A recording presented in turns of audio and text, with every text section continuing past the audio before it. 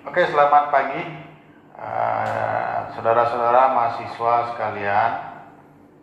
Jadi pada hari ini saya akan menyampaikan kuliah perdana untuk akuntansi forensik. Akuntansi forensik ini sendiri sebenarnya kan saya mengampunya dengan beberapa dosen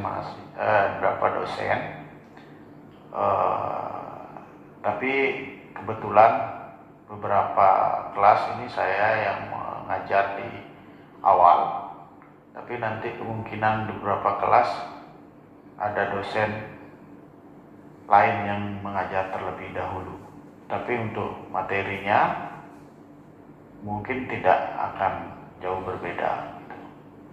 Oke, jadi pada kesempatan ini saya akan menyampaikan kontrak perkuliahan yang akan kita lakukan di semester ini. Nah, akuntansi forensik ini kan merupakan mata kuliah untuk semester 7. Sehingga harapannya yang mengambil mata kuliah ini sudah menguasai materi-materi dasar seperti akuntansi, keuangan, kemudian auditing. Itu yang kita persyaratkan untuk bisa mengambil mata kuliah ini. Nah, untuk tujuannya sendiri, akuntansi forensik ini sebenarnya memiliki tujuan pembelajaran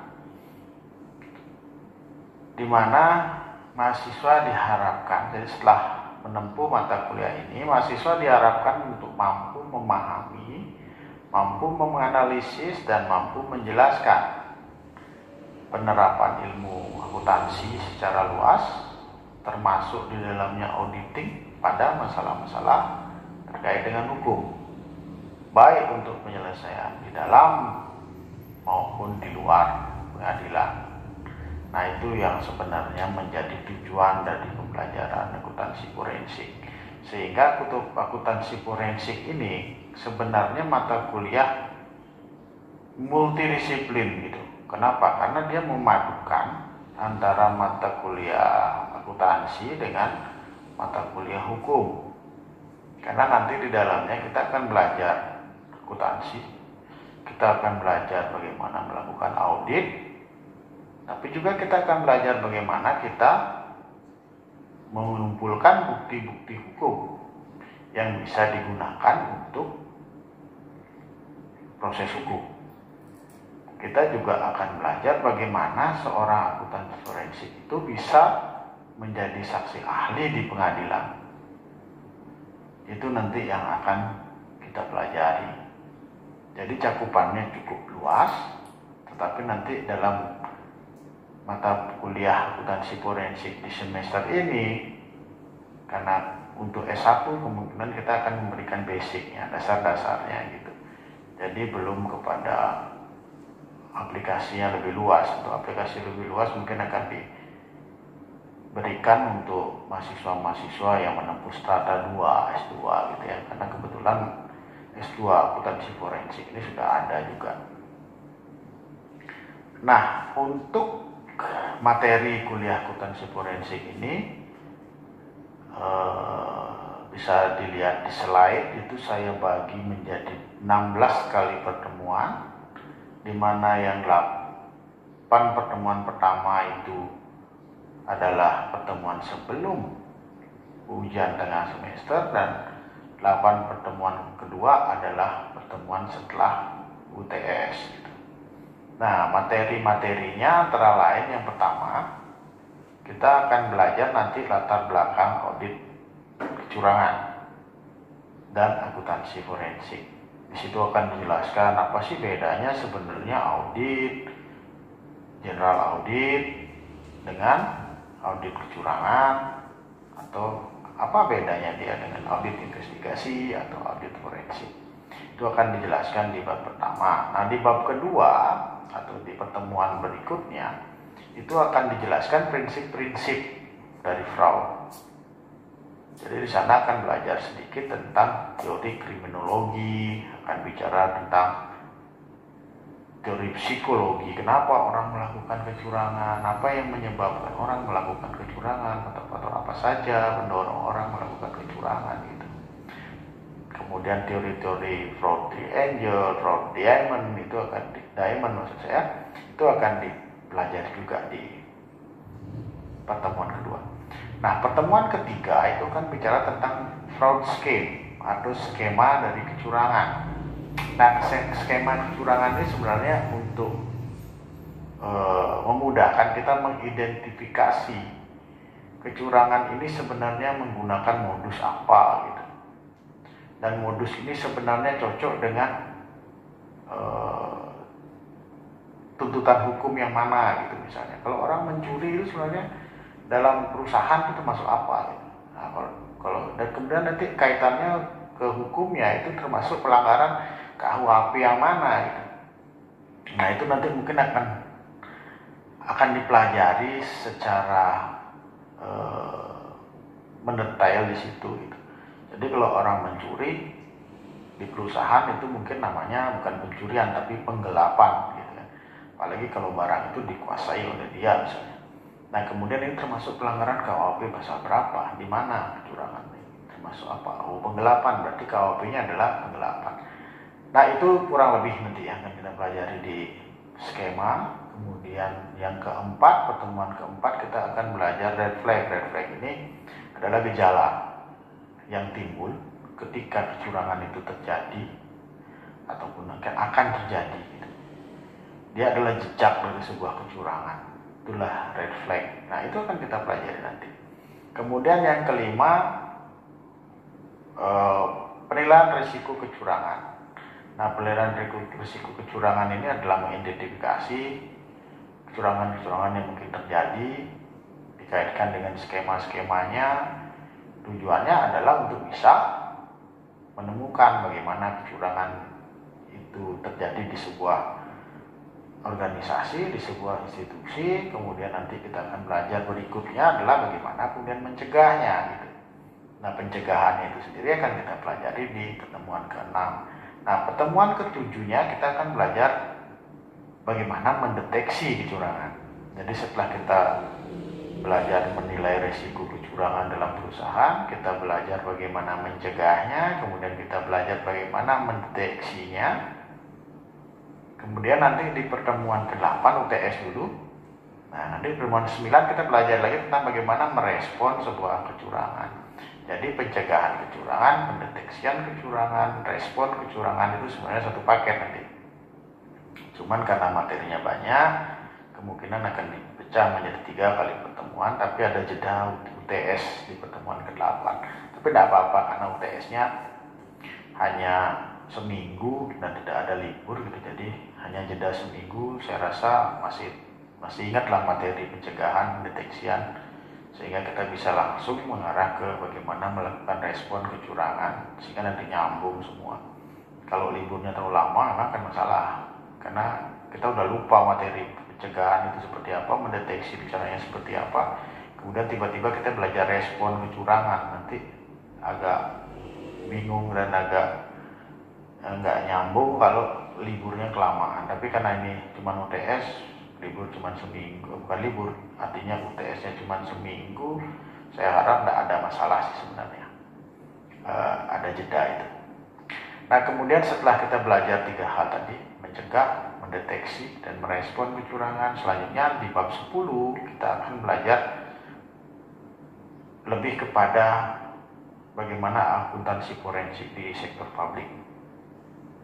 Nanti di bab 10 itu materi kuliahnya adalah tatanan kelembagaan anti korupsi di Indonesia.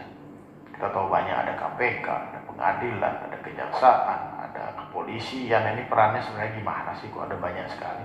Kejaksaan bisa melakukan penuntutan, kepolisian juga bisa melakukan penyidikan, kejaksaan juga bisa, KPK juga bisa, ini overlap. Nah, sebenarnya tatanannya gimana sih? Ini kita akan pelajari, karena harapan kita nanti siapa tahu kalian jadi akuntan forensik itu bisa mengetahui, oh ini loh, kalau saya mau lapor ke sini, kalau saya mau ngecek penyidikannya dilakukan oleh KPK kemana saya harus ngecek gitu misalnya, Atau saya mau melaporkan suatu kecurangan, kemana saya harus melapor? Kemudian kalau kita mau mencari data tentang kecurangan, kemana kita minta data misalnya. Jadi supaya tahu tatanan kelembagaannya, supaya kalian tidak tersesat kalau ingin mendalami nanti profesi akuntansi forensik. Akuntan forensik maksudnya. Nah setelah itu di bab 10 atau di pertemuan 10 kita akan belajar bagaimana cara mengumpulkan bukti audit dalam audit investigasi.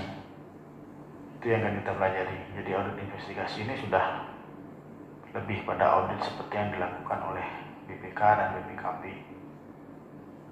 Sehingga harapannya nanti kalau siapa tahu kalian jadi pegawai BPK, BPKP sudah punya dasar yang kuat. Saya rasa itu ya tujuannya.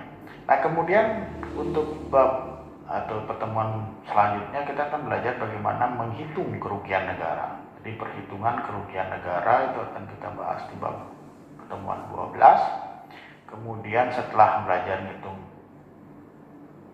ngaudit, belajar ngitung kerugian negara, kemudian kita akan belajar bagaimana menjadi saksi ahli di pengadilan. Karena seorang akuntan forensik ketika dia diminta untuk menginvestigasi sebuah kecurangan, apalagi misalnya sampai ke proses hukum, maka mau tidak mau ketika nanti disidangkan di pengadilan, si akuntan forensik pasti akan dipanggil untuk menjadi saksi ahli. Jadi dia akan ikut persidangan, sehingga dia harus tahu gimana menjadi saksi ahli di pengadilan. Nah itu yang akan kita bahas di bab 13. Kemudian di bab 14 kita akan belajar white collar crime dan money laundering.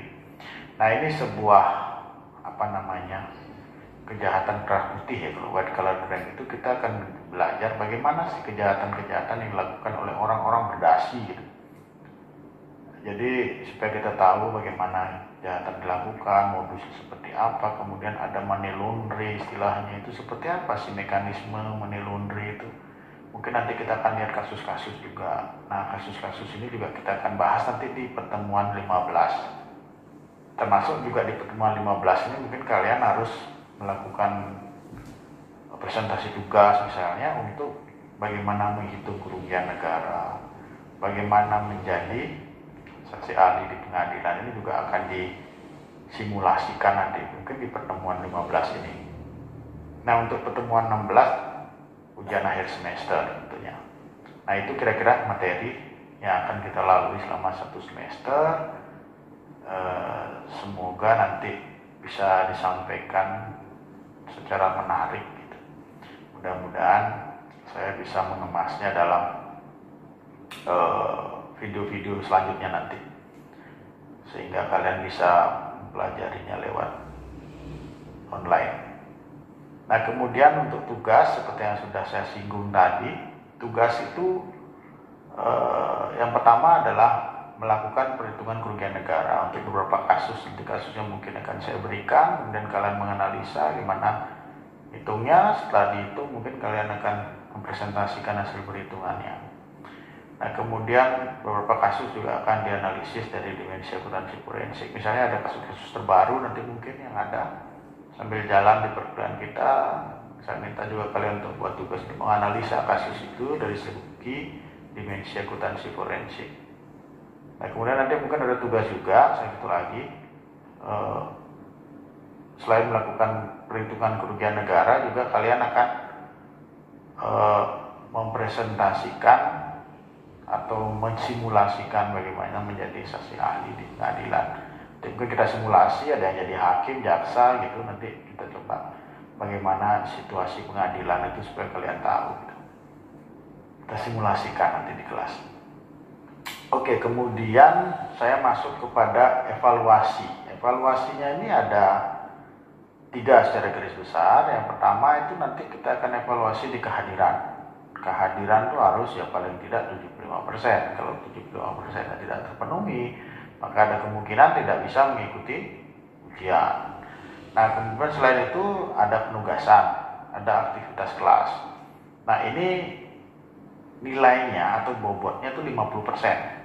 Sehingga kalian harus betul-betul perhatikan ini. Kalau tidak nanti nilainya bisa anjlok nih, karena ini semua nilainya 50%. UTS dan UAS itu masing-masing hanya 25%. Nah ini harus diperhatikan. Jangan sampai nanti setelah tidak lulus baru, Pak saya kok tidak lulus. Nah, coba dari awal dipersiapkan diri untuk mengikuti perkuliahan, walaupun online nantinya perkuliahannya, saya harap tetap kehadiran bisa dipertahankan. Oke, kemudian saya lanjutkan dengan referensi atau buku ya, buku yang bisa digunakan sebenarnya. Yang pertama itu buku dari Tommy Aaron Singleton yang judulnya adalah Fraud Auditing dan Forensic Accounting. Nah, ini Tommy Aaron Singleton, itu bukunya ada di online. Jadi kalau kalian download itu tidak bayar. Jadi ini bukunya gratis, gampang diperoleh. Tinggal download, tinggal print, kemudian dijilid. Nah, bukunya nggak tebal, jadi ukurannya tebal sekali, kurang lebih 5 cm gitu ya. Tebal ya bukunya. Tapi nanti tidak semua dari bab yang ada di situ kita bahas, karena buku Aaron Singleton ini cukup luas sekali cakupannya, termasuk nanti digital forensik dia akan bahas, termasuk yang canggih-canggih lah ya, yang terkini dia bahas. Cuman kalau kita mungkin tidak sampai ke sana, karena materinya terlalu banyak kalau kita sampai membahas digital forensik dan yang lain-lain. Nah, kemudian buku berikutnya, buku yang saya tulis bisa dijadikan referensi. Ya, ada dua sebenarnya. Yang pertama akuntansi forensik, ini bisa di fotokopi, mudah-mudahan di jurusan ada. Ini juga judulnya Fraud Risk Management untuk usaha menengah dan mikro. Nah, ini dua-duanya buku saya, sehingga kalian bisa ambil di perpustakaan, di prodi mungkin ada. Nah, untuk buku yang pertama tadi, akuntansi forensik, yang saya tulis itu sebenarnya adalah ekstraksi dari bukunya Aaron Singleton. Jadi Tommy Aaron Singleton ini bukunya kan berbahasa Inggris, sehingga agak sulit kayaknya mahasiswa untuk bisa memahami, sehingga saya coba untuk mentranslate dan meringkas buku itu, jadilah buku akuntansi forensik yang saya tulis. Oke, saya rasa itu untuk referensi. Nah, ini gambarnya sudah ada di slide saya, nanti silakan dilihat. Dan saya harap nanti perkuliahannya bisa berjalan dengan baik, tidak ada halangan. Dan saya harap kalian juga bisa mengikuti kontrak-kontrak yang sudah kita lakukan terkait dengan kehadiran, presentasi tugas dan sebagainya, agar bisa diselesaikan dengan baik. Oke, saya rasa itu yang bisa saya sampaikan untuk pertemuan minggu ini. Dan untuk minggu depan saya akan buatkan video lagi untuk bisa kalian simak dan kalian dengarkan. Terima kasih.